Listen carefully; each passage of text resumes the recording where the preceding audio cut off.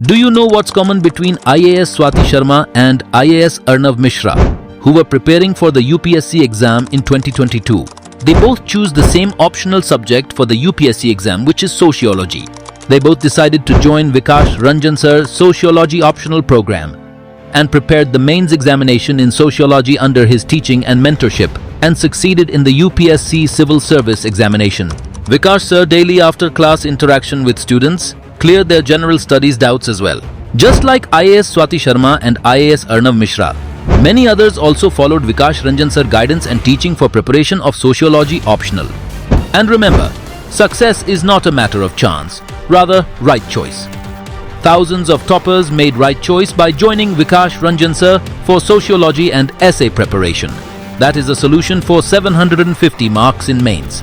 Make right choice and subscribe our courses for sociology optional, essay, ethics and CSAT. नमस्कार दोस्तों, मेरा नाम दीपक सिंह है। यूपी पीसीएस 2023 में 20वीं रैंक के साथ मेरा सिलेक्शन डिप्टी कलेक्टर के पद पर हुआ है।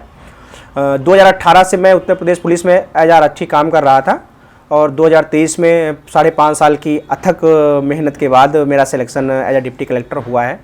अब वो एस्पायरेंट के सामने सबसे बड़ी समस्या ये रहती है कि वास्तव में रणनीति क्या होनी चाहिए जिससे हमें उतना टाइम ना लगे और समय पे हमें सफलता मिल जाए।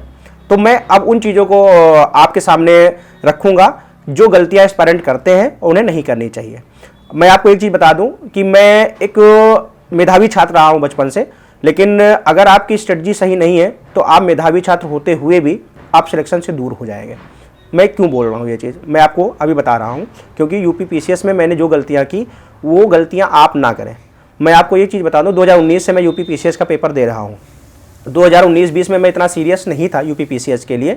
उसका रीज़न ये था कि 2018 में मेरी नौकरी यूपी पुलिस में लगी। उसके बाद 6 महीने का ट्रेनिंग होता है और ट्रेनिंग के बाद क्या होता है कि आपको काम सीखना पड़ता है। उसका रीज़न क्या है कि अगर सरकार ने आपकी नियुक्ति या आपका अपॉइंटमेंट किया है तो पद की कुछ नैतिक जिम्मेदारियाँ होती हैं और आप उस चीज़ से दूर नहीं हो सकते हैं। तो मेरा क्या था, शुरू में काम सीखने के लिए मैं पढ़ाई पर कम फोकस करता था और काम सीखना ज़रूरी भी था क्योंकि आप यूपी पुलिस जैसी सेवा में हैं तो आपको काम आना ही चाहिए। 2019-20 मैंने प्री दिया लेकिन मेरा प्री नहीं हुआ। फिर मैं कोरोना के बाद मैं सीरियस हुआ, सीरियस इन सेंस में हुआ क्योंकि जब वहाँ की हरदोई डिस्ट्रिक्ट में मेरी तैनाती थी तो वहाँ के DM sir, SP sir, CDO ma'am उस टाइम थी, तो उनकी कार्यशैली को देख के मैं बहुत प्रेरित हुआ कि कैसे लोग उनको भगवान मानते हैं कि हमारा एक उद्धार कर लेंगे। इस सेंस में उन्हें भगवान की श्रेणी में रखते थे। तो मैं सीरियस हुआ 2021 से। फिर मेरा 2021-22 में प्री नहीं हुआ, दुर्भाग्य से मेरा प्री नहीं हुआ। मैंने मेहनत की थी। अब आपको जानना ये जरूरी है कि मेधावी छात्र होते हुए, लखनऊ विश्वविद्यालय से का टॉपर होते हुए भी मुझे असफलताएं क्यों मिली। तो वो गलतियां आप ना करें जो गलतियां मैंने की। मैंने क्या क्या गलतियां की और आपको नहीं करनी है। सबसे पहली गलती कि मैंने शुरुआत के 2 अटेम्प्ट में सिलेबस देखा ही नहीं कि यूपी पीसीएस का सिलेबस क्या होता है। तो आपको ये नहीं करना है।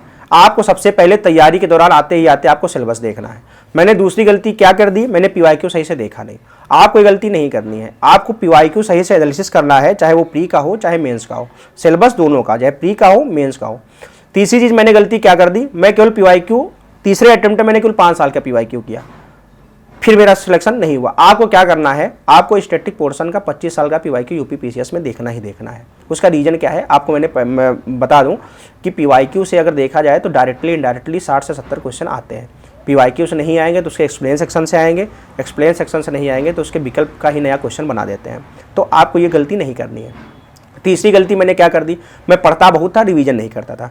तो आपको ये नहीं करना है। आप कोशिश करिए वीकली उस चीज़ का रिवीजन करिए जो चीज़ आप पढ़ रहे हैं।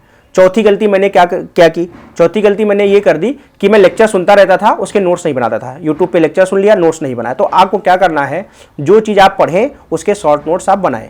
ये मैंने 4 गलतियाँ की जिसके कारण मुझे सीरियसली मेरा तीसरे अटेम्प्ट में हुआ है। लेकिन मैं पेपर आपको बता दूँ, मैं 2019 से दे रहा हूँ। फिर मेरा सिलेक्शन 2023 में पहली बार में क्यों हो गया, इसके पीछे भी एक कारण रहा होगा। फिर जितनी भी गलतियाँ मैंने 4 सालों में की और 2 सीरियस अटेम्प्ट मैंने की, वो गलतियां मैंने 2023 में नहीं दोहराई। मैंने प्रॉपर सिलेबस देखा, मैंने प्रॉपर पीवाईक्यू देखा और मैंने प्रॉपर नोट्स बनाए और उसका रिवीजन किया। ये मेरी स्ट्रेटजी थी जिससे मैं 2023 में एज अ डिप्टी कलेक्टर चुना गया। अब एस्पायरेंट गलतियां क्या करते हैं, एस्पायरेंट एक गलती और करते हैं कि उन्हें खुद पर भरोसा नहीं होता है। मैं आपको बता दूं, 4 असफलताएं झेलने के बाद 2022 में जब मेरा प्री 1 नंबर से हुआ तो मेरा ये हुआ कि अब तैयारी क्या करें। कुछ हो नहीं रहा है, इतना मेहनत भी कर ले रहे हैं, तो आपको वो फेज से आप भी गुजर रहे होंगे, बहुत से एस्पायरेंट गुजर रहे होंगे। और भविष्य में मैं आपको एक बता दूं, अगर डाउन फेज आए ना तो थोड़ा हिम्मत रखिएगा, वो डाउन फेज ही आपको उबारेगा, क्योंकि सबसे लो पॉइंट जो अब आता है ना तो आदमी वहीं से उठता है। मेरा भी लो पॉइंट आया मिड 2022 में, कुछ घर की आर्थिक परिस्थितियां थी, फिर कुछ चीज़ें, अपना सिलेक्शन नहीं हो रहा था, प्री एक नंबर से रुक गया।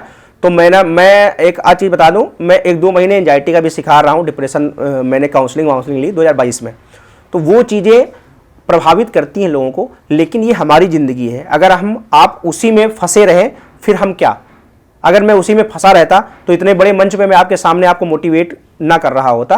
तो जो चीज़ आपके अंदर है उस चीज़ को आप निकालिए, आपकी ज़िंदगी है, आप आगे बढ़िए, और जो लक्ष्य आपने निर्धारित किया है उस लक्ष्य पे आप आज से ही लग जाए। विवेकानंद जी ने कहा है कि उठो जागो और तब तक ना रुको जब तक लक्ष्य की प्राप्ति ना हो जाए। 17 मार्च को अभी प्री का पेपर है, UPPCS प्री का। तो जो गलतियां मैंने की वो नहीं करना है, और इन बचे हुए दिनों में आपको क्या करना चाहिए मैं 2 मिनट उस पर भी बता दूंगा कि वर्तमान समय में आप क्या करिए। जितने भी आपके शॉर्ट नोट्स हैं आप उसका मल्टीपल रिवीजन करिए। दूसरी चीज़ क्या है, जो आपने टेस्ट सीरीज लगाई है प्री की उसका बार-बार रिवीजन करिए। तीसरी चीज़ क्या है, PYQ आप फिर से एक बार देख लीजिए।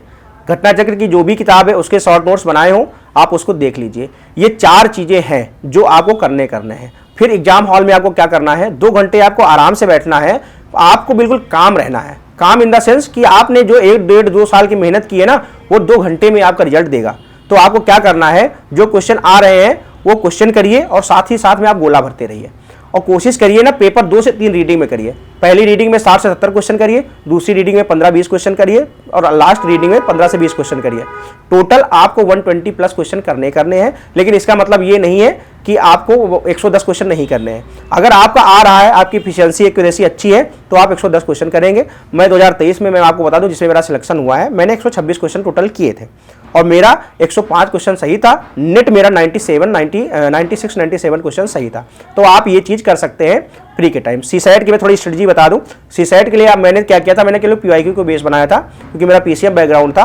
तो मेरा मैथ और रीजनिंग अच्छी थी। मैंने हिंदी के लिए बाकायदा PYQ देख के आधार बनाया था। और कम्युनिकेशन का, अगर आपको यूट्यूब पे कोई अच्छा चैनल है, एक जय हो स्टडी करके सर का चैनल है, उत्कर्ष सर का, तो मैंने वहाँ का कम्युनिकेशन का उनका एक वो पढ़ा था, मैराथन वीडियो पढ़ा था, तो मैंने वो देख लिया था। उसमें PYQ प्लस एक्स्ट्रा कुछ नॉलेज वो थी, जानकारियाँ थी, तो मैंने उसको 2-3-4 बार में किया था। तो सीसैट के लिए मैंने ये चीज़ की थी। हाँ, और चीज़ें एक बता दूँ, जितने भी नौकरी पेशा वाले इंसान मतलब अभ्यर्थी हैं, मैं उनके बारे में एक बता दूँ। जिस नौकरी में आप हैं तो कृपया करके आप नौकरी ना छोड़ें। मैं भी कांस्टेबल रहते हुए ही तैयारी किया हूँ।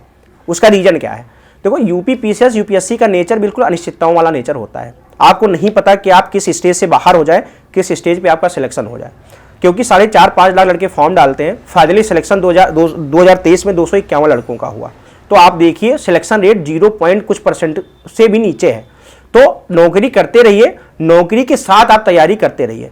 हाँ, आपकी आर्थिक स्थिति बहुत अच्छी है और आप किसी कारणवश नौकरी कर रहे हैं, तो अगर आर्थिक स्थिति अच्छी है तो वो आपका जीवन है, आप रिस्क ले सकते हैं। लेकिन मेरे बैकग्राउंड, जैसे मैं लोअर मिडिल क्लास फैमिली से बिलोंग करता था, मेरे पापा किसान थे, तो मेरी वैसी स्थिति नहीं थी कि मैं नौकरी छोड़ के तैयारी कर सकूं।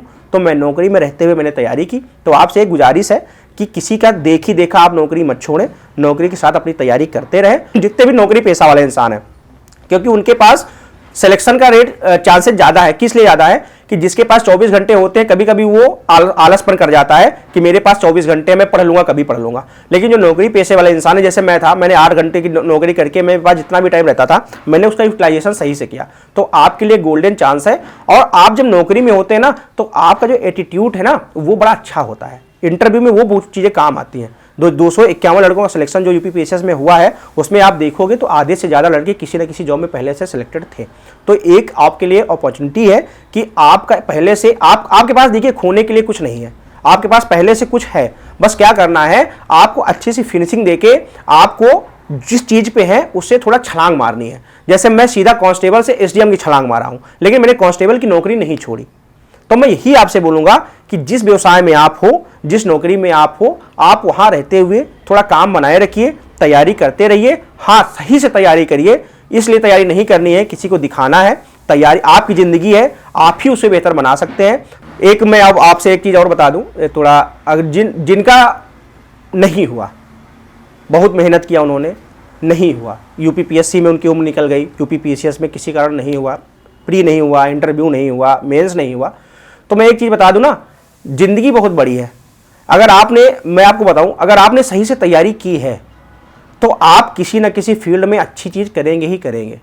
यूपीपीसीएस, यूपीएससी केवल हमारी ज़िंदगी का एक माध्यम है, हमारी ज़िंदगी नहीं है। तो आप बिल्कुल इस बात से निश्चिंत रहिए कि नहीं हुआ है तो कुछ नहीं होगा।